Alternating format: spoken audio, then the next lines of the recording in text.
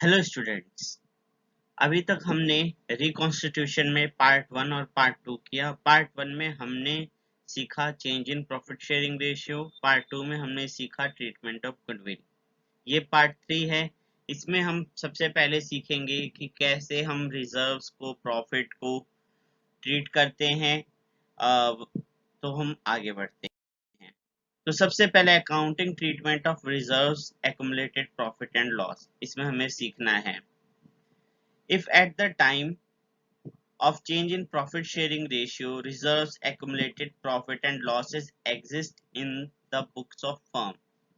जब profit sharing ratio change हो रहा है, मतलब कि रिकॉन्स्टिट्यूशन हो रहा है, तो जो भी रिजर्व्स, प्रॉफिट या लॉसेस एग्जिस्ट कर रहे हैं बुक्स में, they are transferred to partners capital account. उसको हम किस में ट्रांसफर कर देते हैं? पार्टनर कैपिटल अकाउंट में, सारे रिजर्व्स, एक्युमुलेटेड प्रॉफिट और लॉसेस को। अगर कैपिटल फ्लक्चुएटिंग है तो पार्टनर कैपिटल अकाउंट में, और फिक्स्ड है तो करंट अकाउंट में हम उसको ट्रांसफर करते हैं। किसमें? ओल्ड प्रॉफिट शेयरिंग रेशियो में। ये ध्यान रखना है, किसमें ट्रांसफर करेंगे? ओल्ड प्रॉफिट शेयरिंग रेशियो में। इसके बाद हम देखते हैं कि एंट्रीज की कैसे करेंगे। तो हम ओल्ड रेशियो में इसलिए ट्रांसफर करते हैं क्योंकि सबसे पहले जो प्रॉफिट और लॉस हैं या रिजर्व्स जो हैं, वो उसी दिन, जिस दिन हमारा चेंज हो रहा है प्रॉफिट शेयरिंग रेशियो, उस डेट पे हम उसको ट्रांसफर करेंगे। इसलिए हम ओल्ड रेशियो में एंट्री करते हैं। एंट्री होती है हमारी reserve account debit, profit and loss account debit to workman compensation reserve account debit, investment fluctuation reserve account debit to partners capital account या करंट अकाउंट। अगर प्रॉफिट एंड लॉस का credit balance है, credit balance का मतलब वो profit है ना कि लॉस, अगर लॉस होता तो उसका डेबिट बैलेंस होता, तो इन सबको पार्टनर्स के कैपिटल अकाउंट में ट्रांसफर कर दिया जाता है। जैसे कि सेकंड जो मैं लॉस कह रहा था, profit and loss account debit balance और डेफर्ड रेवेन्यू एक्सपेंडिचर, इनको ट्रांसफर किया जाता है पार्टनर कैपिटल अकाउंट में, जहां पार्टनर कैपिटल अकाउंट डेबिट होगा और ये दोनों क्रेडिट होंगे। तो अल्टीमेटली हमारे सामने आते हैं छह एंट्रीज बनती हैं हमारे पास। Reserve, profit and loss, credit balance, workman compensation reserve, investment fluctuation reserve, ये चारों डेबिट होते हैं। और profit and loss account debit balance जो होता है, मतलब कि लॉस जो है वो क्रेडिट होगा, और डेफर्ड रेवेन्यू एक्सपेंडिचर भी क्रेडिट होता है, जिसको हम एडवर्टाइजमेंट सस्पेंस अकाउंट भी कहते हैं। तो ये सारी चीजें हमारी क्रेडिट होती हैं। अब आते हैं, हम बारी बारी से एक एक रिजर्व को क्लियर करते हैं। सबसे पहले workman compensation reserve. Workman compensation reserve है क्या? वर्कमैन कंपनसेशन रिजर्व का मतलब होता है कि वर्कमैन, जो लेबर हमारी काम कर रही है, उसको हम कंपनसेशन देते हैं। अगर कोई एक्सीडेंट उनको हो जाए, कोई चोट लग गई, तो उनको क्लेम देने के लिए, उस नुकसान को सहने के लिए हम एक रिजर्व बना के रखते हैं, जिसको कहा गया वर्कमैन कंपनसेशन रिजर्व। ये हम प्रॉफिट में से सेट असाइड करते हैं कुछ पार्ट प्रॉफिट का। तो वर्कमैन कंपनसेशन रिजर्व और वर्कमैन कंपनसेशन क्लेम दो अलग अलग चीजें हैं। क्लेम का मतलब होता है कि चोट लगने पे जो वर्कमैन को देना है, और वर्कमैन कंपनसेशन रिजर्व का मतलब है कि चोट लग, अगर लग जाए, एक्सीडेंट हो जाए, उससे पहले हम कुछ अपने लिए एक सेविंग करके रख रहे हैं कि इन फ्यूचर कुछ हो सकता है। तो अकाउंटिंग ट्रीटमेंट इसकी कैसे होती है? When claim against workman compensation reserve does not exist, अगर कोई क्लेम नहीं है वर्कमैन कंपनसेशन रिजर्व के अगेंस्ट में, the amount of workman compensation reserve is transferred to partner capital account in their old profit sharing ratio। अगर कोई claim ही नहीं है वर्कमैन कंपनसेशन रिजर्व के अगेंस्ट में, तो डायरेक्ट हम वर्कमैन कंपनसेशन रिजर्व को ट्रांसफर कर, तो वर्कमैन कंपनसेशन रिजर्व जो है हमारा, उसको पार्टनर कैपिटल अकाउंट में ओल्ड प्रॉफिट शेयरिंग रेशियो में हम ट्रांसफर करते हैं। तो एंट्री होती है workman compensation reserve account debit to partner capital account. इस कंडीशन में क्योंकि क्लेम कुछ भी नहीं है तो सारा का सारा रिजर्व हमारा इंटैक्ट पड़ा हुआ है, तो पूरा पूरा हम ट्रांसफर कर देते हैं पार्टनर कैपिटल अकाउंट में। इसके बाद दूसरी केस आता है जब claim for workman compensation exist कर रहा है, मतलब कुछ क्लेम है, देना होगा हमें। तो यहाँ पे हम देखते हैं कि वर्कमैन कंपनसेशन क्लेम कितना है और हमारी लायबिलिटी कितनी है, उसी हिसाब से हम रिजर्व को फिर ट्रांसफर कर पाते हैं। तो पहली कंडीशन आती है कि एस्टिमेटेड वर्कमैन कंपनसेशन क्लेम जो है वो इक्वल है वर्कमैन कंपनसेशन रिजर्व के। मतलब क्या, दोनों बराबर हैं। अगर दोनों बराबर हैं तो the amount of workman compensation reserve is transferred to provision for workman compensation claim account, since the amount of workman compensation reserve and provision for workman compensation claim are same। दोनों सेम है। 10 रुपए का मैंने reserve रखा और 10 रुपए का मुझे क्लेम आया, तो वो तो पूरा क्लेम हम क्लेम में ट्रांसफर कर देंगे, तो हमारे पास रिजर्व कुछ बचेगा ही नहीं, तो पार्टनर्स का कुछ ट्रांसफर नहीं होगा। और जितना भी हमारा रिजर्व था वो कहाँ गया, क्लेम में। तो एंट्री पड़ेगी हमारी workman compensation reserve account debit to provision for workman compensation claim account. Second case आता है कि जब वर्कमैन कंपनसेशन क्लेम जो है वो कम है वर्कमैन कंपनसेशन रिजर्व से, तब हम क्या करेंगे। इस सिचुएशन में हम क्या करेंगे, provision for workman compensation claim account and balance is credited to partner capital account in old profit sharing ratio. जितना भी एस्टिमेटेड क्लेम है कंपनसेशन क्लेम का, वो हम ट्रांसफर कर देंगे कंपनसेशन क्लेम में रिजर्व से, और बाकी जो बचेगा वो पार्टनर्स कैपिटल अकाउंट में हम ट्रांसफर कर देंगे। ये जनरल एंट्री पास होगी। जैसे कि हम देखते हैं वर्कमैन कंपनसेशन रिजर्व मान लिया हमारा 100 रुपए का है, तो हमने लिख दिया 100 रुपए का, और वर्कमैन कंपनसेशन क्लेम हमारा 10 का है, तो यहाँ पे 10 और बाकी बचा 90 पार्टनर कैपिटल अकाउंट में हमने ट्रांसफर कर दिया। इसके बाद आता है हम लोगों का थर्ड केस, जब क्लेम ज्यादा है वर्कमैन कंपनसेशन रिजर्व से, तो सारा का सारा रिजर्व तो क्लेम को सेटल करने में लग जाएगा, और बाकी जो बचा वो हम कहाँ से लेके आएंगे, रीवैल्यूएशन अकाउंट से उठा के लेके आएंगे जो भी लॉस है, और उसको पार्टनर्स जो है वो बियर करेंगे ओल्ड प्रॉफिट शेयरिंग रेशियो में उस नुकसान को। तो एंट्री होगी workman compensation reserve account debit revaluation account debit to provision for workman compensation claim. मान लेते हैं क्लेम है 100 का, 20 हमने रिवैल्यूएशन से लिए और रिजर्व में हमारे पास 80 थे। इस तरीके से इसकी एंट्री हमने की।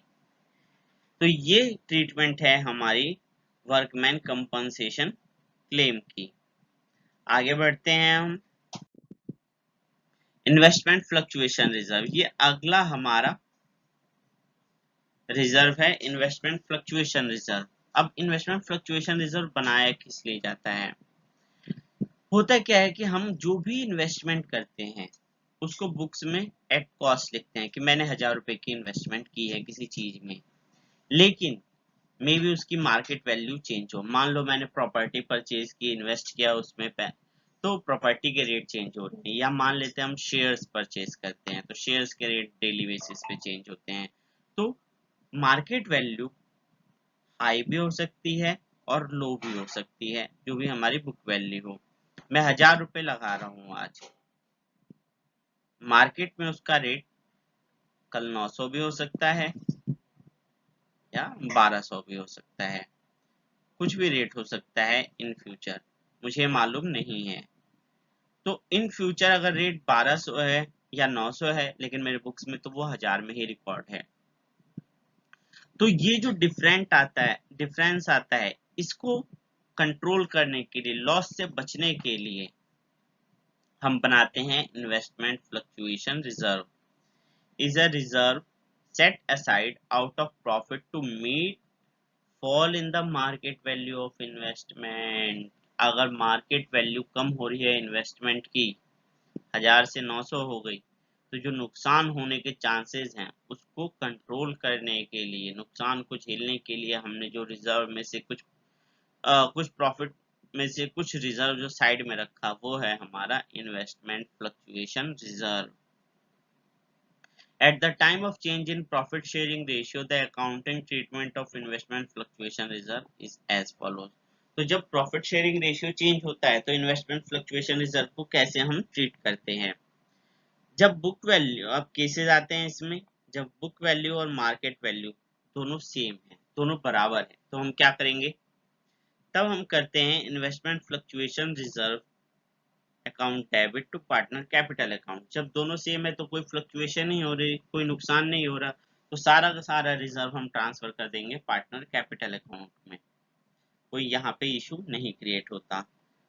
सेकंड, जब मार्केट वैल्यू इन्वेस्टमेंट जो है वो बुक वैल्यू से कम है, मतलब कि मैंने लगाए थे 1000 बुक वैल्यू, जबकि मार्केट में उसकी वैल्यू कितनी है 900, तो 100 का नुकसान हुआ, तो ये कहाँ से सेटल करूंगा मैं?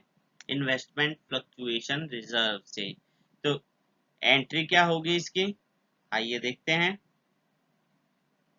Fall in such case treatment of investment fluctuation reserve depend on the amount of decrease. There can be three possibilities, तीन पॉसिबिलिटीज होती हैं, देखते हैं बारी बारी से। Investment fluctuation reserve to the extent of fall in value is transferred to investment account. जितना भी नुकसान हो रहा है, जो 100 रुपए का नुकसान हो रहा है, वो हम रिजर्व से ट्रांसफर कर देते हैं इन्वेस्टमेंट अकाउंट में। तो एंट्री बढ़ती है investment fluctuation reserve account debit to investment account 100 रुपए, और बाकी जो रिजर्व में पैसा बचा वो कहाँ गया? पार्टनर कैपिटल अकाउंट में।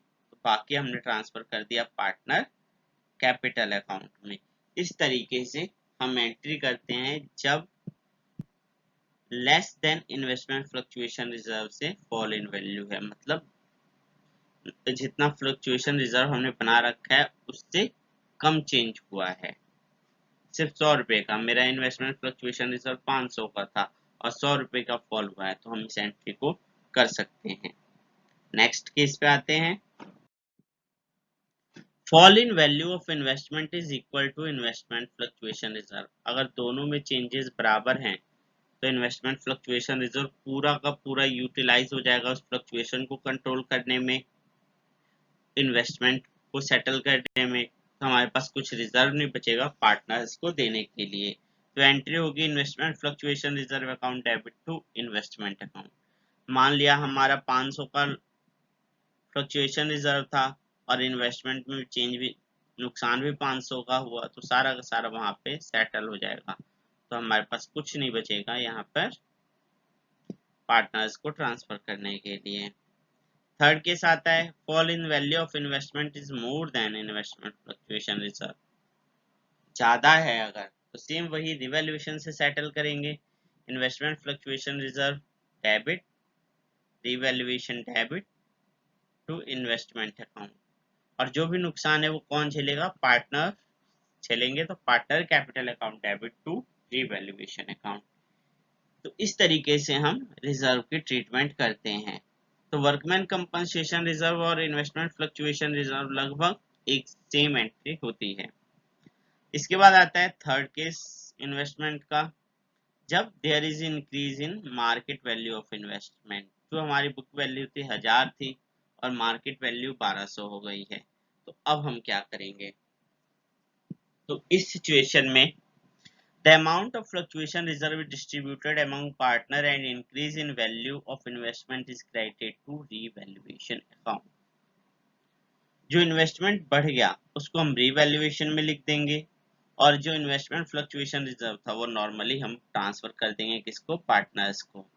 तो एंट्री होगी investment fluctuation reserve account debit to partners capital account, जो भी इन्वेस्टमेंट फ्लक्चुएशन रिजर्व था, और investment account debit to revaluation, जो असेट रीवैल्यू हुआ है, जो इन्वेस्टमेंट हमारी रीवैल्यू हुई है, मार्केट वैल्यू जो बढ़ी है वो लिख दिया हमने, और रीवैल्यूएशन का जो प्रॉफिट है वो ट्रांसफर हो जाएगा पार्टनर्स को उनके कैपिटल अकाउंट या करंट अकाउंट में। इस तरीके से हम इन्वेस्टमेंट की ट्रीटमेंट करते हैं। इसके बाद आता है हम लोगों का डेफर्ड रेवेन्यू एक्सपेंडिचर, जिसको हम कहते हैं कई बार फिक्टिशियस एसेट, और हम लोगों को जो क्वेश्चन में मिलता है वो मिलता है एडवर्टाइजमेंट सस्पेंस एक्सपेंडिचर। एडवर्टाइजमेंट का खर्चा हमें मिलता है। ये क्या होता है? ये वो एक्सपेंडिचर है जो हमने कर दिया, और उस एक्सपेंडिचर को उस साल हमने किया, लेकिन उस एक्सपेंडिचर की वजह से हम इन फ्यूचर भी इनकम जनरेट कर रहे हैं। तो वो एक्सपेंडिचर एक तरह से हमारे लिए असेट का वर्क करता है। एसेट क्या होता है कि हमने किसी चीज पे एक्सपेंडिचर किया, एक मशीनरी खरीदी, और वो मशीनरी हमें कई सालों तक बेनिफिट दे रही है। तो जिस चीज पे हम एक्सपेंडिचर करें और वो हमें लंबे समय तक बेनिफिट दे, वही एसेट होता है। तो यहाँ पे भी हमने खर्चा किया और ये लंबे समय तक हमें बेनिफिट दे रहा है, लेकिन मेनली इसको हमने उसी साल पूरा खर्चा बुक कर लिया है, इसलिए इसको डेफर्ड रेवेन्यू एक्सपेंडिचर कहा जाता है। इसका बेस्ट एग्जांपल है एडवर्टाइजमेंट सस्पेंस अकाउंट एक्सपेंडिचर, या अकाउंट भी कह सकते हैं। एडवर्टाइजमेंट हम आज कर देते हैं किसी चीज के लिए, लेकिन उसका बेनिफिट आगे आने वाले सालों में भी मिलता रहता है, तो इसलिए उसको डेफर्ड रेवेन्यू एक्सपेंडिचर भी कहा जाता है। और ये फिक्टिशियस एसेट भी है हम लोगों का। तो इसको क्या करते हैं, हम राइट ऑफ कर देते हैं पार्टनर कैपिटल अकाउंट में। पार्टनर कैपिटल अकाउंट डेबिट कर देते हैं, और डेफर्ड रेवेन्यू एक्सपेंडिचर को हम क्या करते हैं, क्रेडिट कर देते हैं। पार्टनर्स इस एसेट को बांट लेते हैं आपस में। इसके बाद आता है हम लोगों का ध्यान देने वाली बातें, रिमेंबर जो रखना है। Reserves accumulated profit losses are distributed, उसको बांटना है। अगर क्वेश्चन साइलेंट है, क्वेश्चन में कुछ नहीं लिखा कि इनके साथ क्या करना है, तब भी हम लोगों को इन तीनों को बांट देना है। रिजर्व्स को, एक्युमुलेटेड प्रॉफिट लॉस को हमें बांट देना है। Workman compensation reserve is reserve set out of profit to meet the liability toward workmen if any that may arise। जो वर्कमैन कंपनसेशन रिजर्व है, वो किसी वर्कमैन कंपनसेशन क्लेम के लिए एक रिजर्व साइड में रखा गया है। तो अगर वर्कमैन कंपनसेशन रिजर्व 12,000 है और लायबिलिटी 5,000 है, तो वर्कमैन कंपनसेशन क्लेम में चला जाएगा वो 5,000, और बाकी बचा 7,000 पार्टनर्स को ओल्ड रेशियो में बांट देते हैं। ये चीज समझाई थी मैंने अभी। फिर इन्वेस्टमेंट फ्लक्चुएशन रिजर्व, प्रॉफिट में से एक रिजर्व सेट असाइड किया गया है, और ये क्या बताता है कि जो मार्केट वैल्यू है और बुक वैल्यू है, उसमें जो डिफरेंस है उसको हम रिकॉर्ड करते हैं। अगर मार्केट वैल्यू लो है तो उसको हम एडजस्ट करते हैं रिजर्व के साथ, और जो बाकी बचा है इन्वेस्टमेंट फ्लक्चुएशन रिजर्व है, उसको पार्टनर्स को ट्रांसफर कर देते हैं। इसके बाद आता है deferred revenue expenditure, revenue expense है जिसको राइट ऑफ कर देते हैं एक अकाउंटिंग ईयर में हम कर देते हैं, या फिर उसको लंबे समय तक ले जाते हैं, कैरी फॉरवर्ड करते रहते हैं, और इसको हम खत्म करते हैं डेबिट करके और पार्टनर्स अकाउंट को क्रेडिट करके। तो ये हमारे रिजर्व और एक्सपेंडिचर को हमने यहाँ पे समझ लिया एक बार। अब आगे बढ़ते हैं। अब आता है कि adjustment of accumulated profit losses reserve through partner capital account when accumulated profit losses reserves are to be retained in book. अब उनको हमें रिटेन करना है, कुछ ना कुछ बुक्स में दिखाना है। वहां पे हम रिटेन नहीं कर रहे थे, उसको होल्ड नहीं कर रहे थे, लेकिन अब हम होल्ड करके दिखाएंगे कि इतना हमें अपने पास रखना है। तो कैसे करेंगे? Sometimes the partners may decide that existing balance of profit loss account or reserve should continue to appear at the same amount in the balance sheet। कभी कभी पार्टनर्स डिसाइड कर सकते हैं कि जो रिजर्व्स हैं उसको बैलेंस शीट में हम दिखाएं, सेम अमाउंट पे उसको दिखाते रहें। तो इसके लिए हम क्या करेंगे, however, an entry for the net effect of accumulated profit, losses, reserves is passed since they were earned in the past। तो इसके लिए हम एक कंबाइंड एंट्री इन लोगों के लिए मार देते हैं, प्रॉफिट के लिए, लॉस के लिए, रिजर्व के लिए। और इस एंट्री को हम पास किसके थ्रू करते हैं, कैपिटल अकाउंट के थ्रू। इसको पार्टनर्स कैपिटल अकाउंट के थ्रू एंटर करते हैं। The gain or sacrifice of each partner is calculated and an adjustment entry for the amount is passed on the basis of gain or sacrifice share।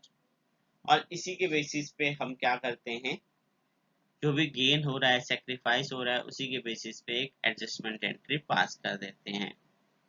This is because at present the partners are entitled to share such profit, losses and reserves in the old profit ratio. Old profit ratio में वो इन सब चीजों को अभी current में बांट रहे होते हैं। तो हम क्या करते हैं कि जो भी प्रॉफिट है उसको उनमें डिस्ट्रीब्यूट कर देते हैं, इन प्रॉफिट लॉसेस रिजर्व्स को, और फिर उसको हम ट्रांसफर कर देते हैं न्यू रेशियो में। तो एंट्री कैसे इसकी पास करेंगे? सबसे पहले हम नेट इफेक्ट लेंगे रिजर्व्स, एक्युमुलेटेड प्रॉफिट और लॉसेस का। गेन और लॉस हम रेशियो के थ्रू कैलकुलेट करेंगे। इसके बाद जो गेनिंग पार्टनर का शेयर है और सेक्रीफाइसिंग पार्टनर का शेयर है उसका हम नेट इफेक्ट लेंगे, कैलकुलेट करेंगे कितना गेन किया, कितना सेक्रीफाइस किया। इसके बाद हम जर्नल एंट्री मार देंगे। जर्नल एंट्री वही मारनी है कि गेनिंग पार्टनर का अकाउंट डेबिट करना है और जो सेक्रीफाइस कर रहा है उसका अकाउंट क्रेडिट करना है। गेनिंग पार्टनर का अकाउंट डेबिट इसलिए कर रहे हैं क्योंकि वो गेन कर रहा है तो वो दूसरे पार्टनर को अपने रिजर्व में से कुछ देगा, तो जो सेक्रीफाइस कर रहा है उसको वो ट्रांसफर करेगा। ठीक है, प्रॉफिट जब होगा तो वो गेनिंग पार्टनर डेबिट और सेक्रीफाइसिंग पार्टनर क्रेडिट।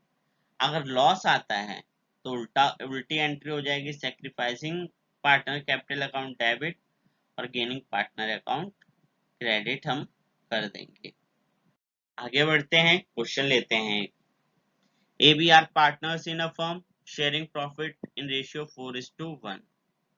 4:1 में प्रॉफिट शेयर कर रहे हैं। उन्होंने डिसाइड किया कि फ्यूचर प्रॉफिट जो होगा रेशियो न्यू रेशियो 3:2 होगा। On that day profit and loss account showed a debit balance of 1 lakh. 1 lakh का डेबिट बैलेंस है, मतलब लॉस है। तो हम क्या करेंगे, लॉस डेबिट और पार्टनर अकाउंट हमारा यहाँ पे आ गया। तो हम क्या करेंगे, पूरा का पूरा लॉस जो है उसको ट्रांसफर कर देंगे पार्टनर्स को। तो एंट्री पड़ी by A capital by B capital to profit and loss account. और किस रेशियो में, ये पहले से है तो न्यू रेशियो से हमें कोई मतलब नहीं, हमें तो ओल्ड रेशियो से मतलब, हम ओल्ड रेशियो में इसको डिस्ट्रीब्यूट कर देंगे। तो एंट्री हुई A capital account debit, B capital account debit to profit and loss account. Loss को हमने बांट दिया। नेक्स्ट क्वेश्चन लेते हैं। XYZ are sharing profit and losses in the ratio 5:3:2। 5:3:2 में वो प्रॉफिट लॉस शेयर कर रहे हैं। उन्होंने डिसाइड किया कि फ्यूचर प्रॉफिट और लॉस जो है वो न्यू रेशियो जो होगा 2:3:5 होगा। रेशियो उन्होंने पूरा रिवर्स कर दिया। पहले रेशियो था 5:3:2, अब हो गया 2:3:5। उन्होंने डिसाइड किया कि जो भी प्रॉफिट लॉसेस और रिजर्व्स हैं उनकी बुक वैल्यूज को बिना अफेक्ट किए एक सिंगल एंट्री हमें पास करनी है, एडजस्टमेंट एंट्री पास करनी है। तो हमारे पास जो रिजर्व्स थे वो 6000 के थे। प्रॉफिट एंड लॉस क्रेडिट मतलब प्रॉफिट था हमारे पास 24,000 का, और एडवर्टाइजमेंट सस्पेंस अकाउंट था 12,000 का। टोटल हमारे पास 42,000 का प्रॉफिट लॉस और रिजर्व था। तो अब हम यहाँ देखते हैं कि क्या न्यू रेशियो और ओल्ड रेशियो के बेसिस पे किसको कितना गेन हो रहा है, कौन कितना सेक्रीफाइस कर रहा है।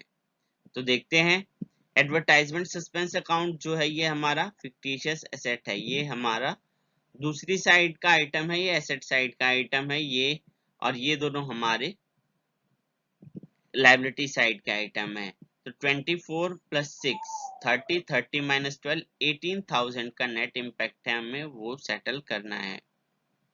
ओवरऑल 42,000 था लेकिन 18,000 का ही हमें सेटलमेंट ओवरऑल करना होगा क्योंकि 12,000 हमारा दूसरी साइड का है। तो एंट्री इसमें क्या पड़ेगी, पहले वर्किंग नोट देखते हैं। Net amount to be adjusted, general reserve, profit and loss account minus advertisement suspense, क्योंकि ये दूसरी साइड का आइटम है। नेट इम्पैक्ट हमें देखना है तो वो जो आया जो हमने अभी निकाला था 18,000 का। तो अब हम यहाँ पे क्या करते हैं, गेनिंग रेशियो और सेक्रीफाइसिंग रेशियो कैलकुलेट करते हैं। Old ratio 5:3:2, new ratio 2:3:5। तो हम यहाँ पे कैलकुलेट करते हैं 5/10 - 2/10 3/10 पॉजिटिव आ रहा है। एक्स ने सेक्रीफाइस किया, वाई का कुछ नहीं, और जेड ने गेन किया। तो जितना एक्स ने सेक्रीफाइस किया वो उसको मिलेगा। ओवरऑल 18,000 था, 18,000 इंटू 3/10 5400।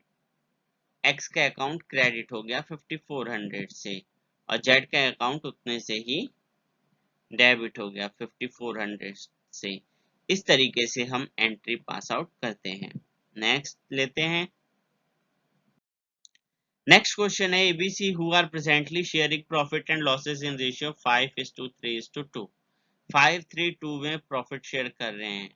उन्होंने डिसाइड किया कि फ्यूचर लॉस जो है प्रॉफिट वो हम 5:3:2:3:5 में बांटेंगे। यहाँ पे भी रेशियो चेंज कर दिया। तो यहाँ पे वर्कमैन कंपनसेशन रिजर्व जो है वो हमारे पास 1,20,000 का है जब प्रॉफिट शेयरिंग रेशियो चेंज किया। तो इसमें दो केस इन्होंने दिए, कोई इंफॉर्मेशन नहीं दी और कोई क्लेम नहीं था। तो यहाँ पे कोई इंफॉर्मेशन नहीं दी, कोई क्लेम नहीं था, तो सेम एक ही एंट्री पढ़नी है। ओल्ड रेशियो में हम क्या करेंगे, डिवाइड कर देंगे वर्कमैन कंपनसेशन रिजर्व को। 1,20,000 को डिवाइड कर देंगे 5:3:2 में। Workman compensation reserve account debit to A B C 60,000, 36,000 और 24,000। ओवरऑल क्लियर हो गया। आगे बढ़ते हैं। XYZ who are presently sharing profit losses in the ratio 5:3:2 decide to share future profit in ratio 2:3:5.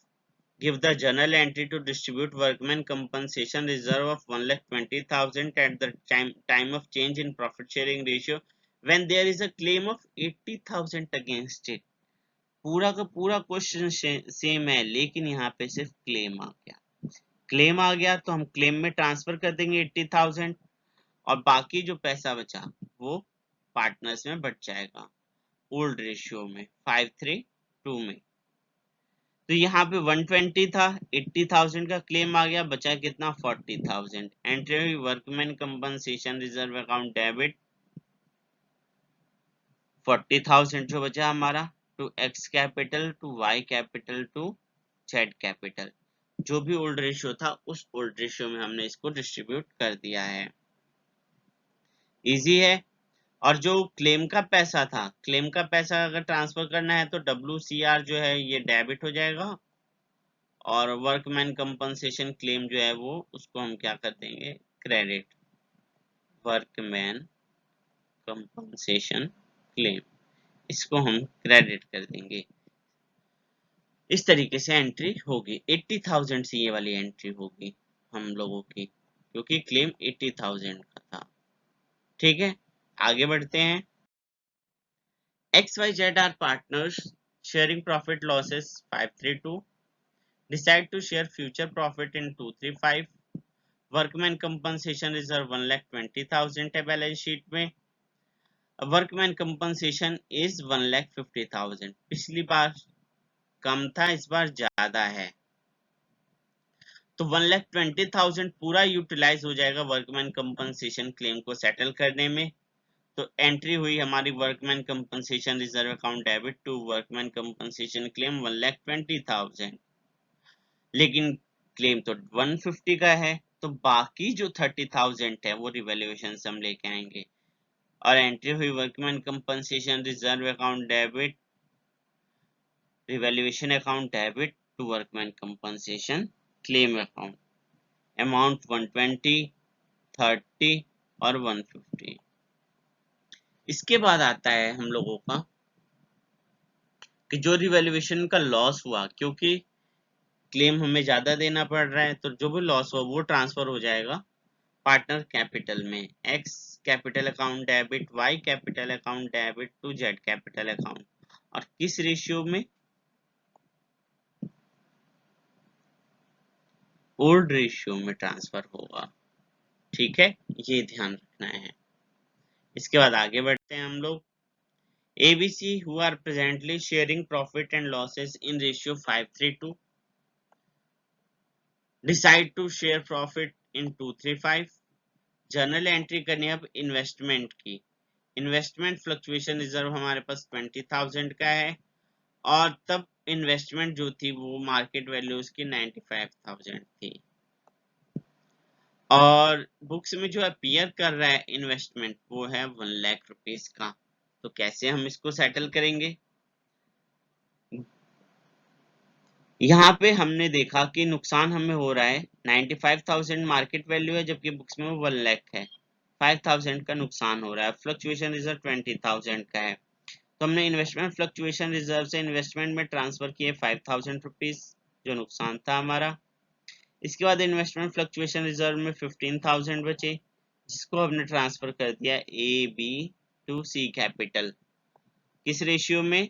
Old ratio में हमने ट्रांसफर कर दिया इन्वेस्टमेंट फ्लक्चुएशन रिजर्व को। इस तरीके से हम ये क्वेश्चन करते हैं। आगे बढ़ते हैं। XY are partners sharing profit in the ratio 2:1. On 31st March, their balance sheet showed a general reserve of 60,000. General reserve उसने 60,000 का शो किया। It was decided that in future they will share profit and losses in ratio 3:2. तो वो profit और losses को किस ratio में divide करेंगे? 3:2 में। तो हमें जर्नल एंट्री पास करनी है। इफ द जनरल रिजर्व, अब केसेस में क्या है कि general reserve not to be shown in the new balance sheet, नई बैलेंस शीट में हम जनरल रिजर्व नहीं दिखाना चाहते हैं। और दूसरा केस ये है कि जनरल रिजर्व हम नई बैलेंस शीट में दिखाना चाहते हैं। तो पहले केस पे आते हैं। सबसे पहले जनरल रिजर्व जब नहीं दिखाना है तो हम डायरेक्ट क्या करेंगे? ओल्ड रेशियो में बांट देंगे जनरल रिजर्व को, जो कि हमारा है 60,000 का। तो 60,000 और यहाँ पे 40 और यहाँ पे 20,000 टू 1 में हमने बांट दिया। General reserve account debit to X capital to Y capital. इसके बाद दूसरा केस आता है हम लोगों का। दूसरे केस में जनरल रिजर्व को दिखाना है, तो जब भी हमें दिखाना है तो हमें न्यू रेशियो कैलकुलेट करना होगा। न्यू रेशियो नहीं, सैक्रिफाइसिंग और गेनिंग रेशियो। तो old ratio minus new ratio sacrificing ratio निकलता है। ओल्ड रेशियो था 2/3 एक्स का, न्यू रेशियो है 3/5। इसने सैक्रिफाइस किया 1/15 का, वाई ने गेन किया 1/15 का। तो वाई इसके बदले में एक्स को देगा कितना? तो एंट्री हो गई 60,000 जो जनरल रिजर्व था इंटू 1/15 इक्वल टू 4,000। तो 4,000 का सेक्रीफाइस किया है एक्स ने वाई को, तो वाई एक्स को 4,000 पे करेगा। तो एंट्री हो गई Y capital account debit to X capital account 4,000 rupees. इस तरीके से हम ये एंट्री पास आउट करते हैं।